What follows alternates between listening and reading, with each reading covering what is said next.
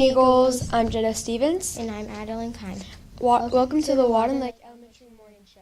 Please pause for a moment of silence.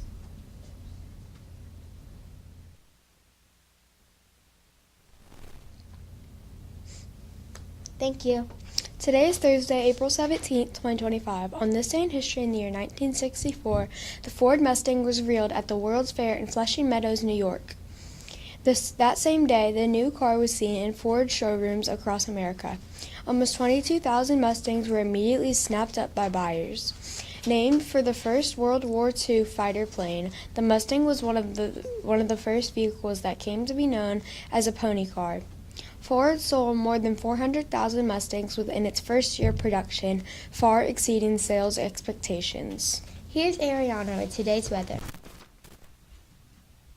The weather forecast for today is sunny with a high of 89, a low of 59, and a less than 10% chance of rain.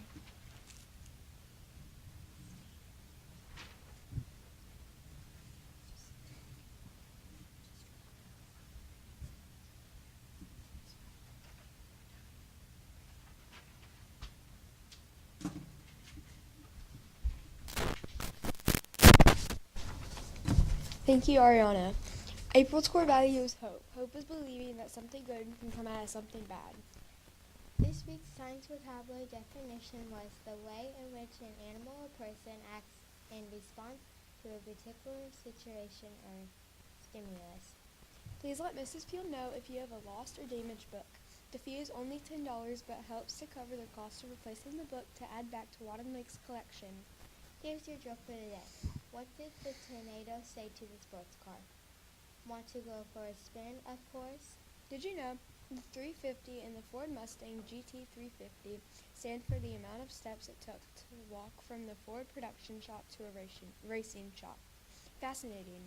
Today's lunch is mini cheesy calzones, Santa Fe beef tacos, chicken Caesar salad with garlic knot, mini Caesar salad, fresh corn on the cob. We would like to welcome Mrs. Cornish to the show today. Good morning, friends.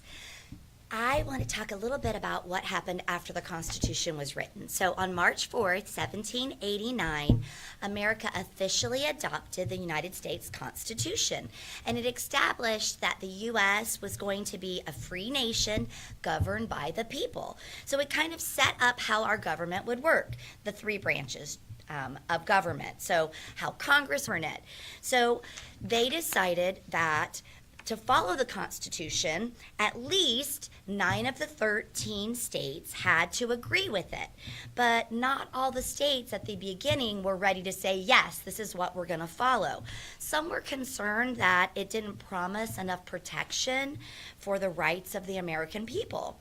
And some thought, wait a minute, it could give too much power to the government. So what can we do to make sure that doesn't happen?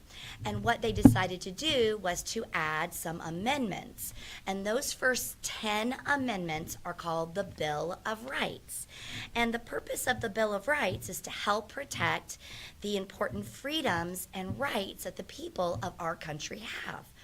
And so the first amendments to the Constitution were passed in 1791, and they're known as the Bill of Rights. So those 10 amendments include special protections for us as the people of the United States. So those 10 amendments are the First Amendment grants freedom of speech. So it allows us to have opinions and be able to say them freely. The Second Amendment is the amendment to bear arms, to have the right to protect ourselves. The Third Amendment said that soldiers couldn't take over our homes. And if you remember back during the war, how England made the English soldiers stay in the homes of the American colonists, well, they were like, no way, that can't happen anymore. The Fourth Amendment says, Mrs. Cornish does not have them memorized, I have to read them. All citizens have the right to a due process. So that means Someone can't just say you did something and put you in jail. You have the right to a trial. The Sixth Amendment provides the right to a speedy trial. So if something happens and you have to go to jail, you can't stay there forever. They have to give you a trial. The Seventh Amendment is that you'll have a trial by jury, which means the peers in the United States, those people will help determine if you were accused fairly or unfairly. The Eighth Amendment prevents suffering or unusual punishment. The Ninth Amendment says that no one's constitutional rights shall be infringed upon. So those Bill of Rights, you get them. And then the 10th Amendment says that the state powers are not going to be more powerful than what is agreed upon by the government overall. So the Bill of Rights is there to protect us as the people of the United States of America, and they've been there for a long time. Boys and girls, this is our last History Minute for this school year. It's been so much fun for me to share some history with you. I hope you've really enjoyed it, and I hope all summer long you keep learning more history. Until next year, see ya. Thank you so much, Mrs. Cornish. All the things that you've shared with us are interesting and really, really important for all of us to know and be familiar with. So thank you. We appreciate the time that you've given to our History Minute. All right, so really quickly, I'm going to say the names of students who are added to the Wall of Fame, and then because we are running a little bit long, I may set them aside and say them again just in case you've had to tune out to get to specials or something. So we had another first grader get added to the Reading Challenge Wall of Fame. So Cammie, you started a trend.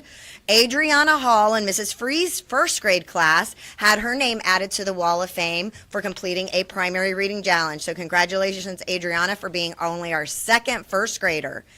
Cam Corson in Mrs. Fernandez's second grade class completed a primary reading challenge, and I know he worked really hard on that. So Cam, your name is on the Wall of Fame, and Ms. Fernandez, your class is doing amazing. You and Mrs. McLeod especially, those names are getting up so quickly. I think you are the most of our second graders are from your two classes. Evelyn Bodiford from Mrs. Warren's third grade class completed an intermediate reading challenge. Congratulations, Evelyn. And Grayson Went, also in Mrs. Warren's class, completed an intermediate reading challenge, and his name was added for completing that. So congratulations to Adriana Hall, Cam Corson, Evelyn Bodiford, and Grayson Went for completing reading challenges and getting your name on the Wall of Fame. Mrs. Bernal has extended the time for submitting answers for our science vocabulary word. So please keep in mind the word that you are thinking of is the one that means the way in which an animal or person acts in response to a particular situation or stimulus. And it's a lot more obvious than you might realize. Just think about it. It is life science. It is something that we study in science, and it is simply the way an animal or a person acts in a certain situation or something that affects them. All right, and our attendance winners, I'm going to skip that real quick. Congratulations to you guys. I'll announce who the new attendance champions will be on Tuesday. And our Beat the Bell student for today is student number 19. So congratulations to student number 19. I look forward to seeing you guys in the Media Center later today. Have an amazing weekend, Eagles. I hope you enjoy your Easter. Back to our anchors. Thank you, Mrs. Cornish and Mrs. Field. Please stand for the pledge. Attention, salute, pledge. I pledge allegiance to the flag of the United States of America and to the republic for which it stands, one nation, under God, indivisible, with liberty and justice for all.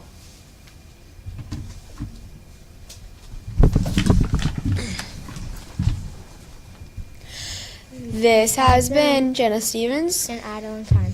Unleash your champion with an everyday Eagles.